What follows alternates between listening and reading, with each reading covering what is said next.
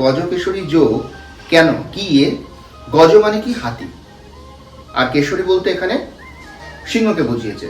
তাহলে হাতি এবং সিংহের মতো যে শক্তি আপনি পেতে চলেছেন, তাহলে এই শক্তি আপনি পেতে চলেছেন, ভালো কথা, তাহলে সেটাকে তো কাজে লাগাতে হবে। কিন্তু মানুষ কি করে দেখুন, অ্যাস্ট্রোলজি দিক দেখায়, নির্দেশ করে।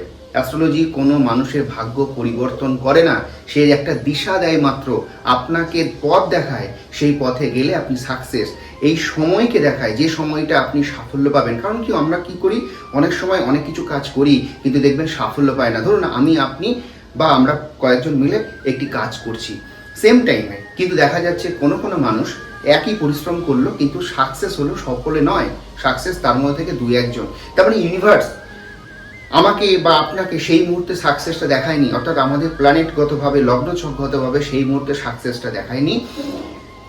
যারা সাকসেস হয়েছে তাদের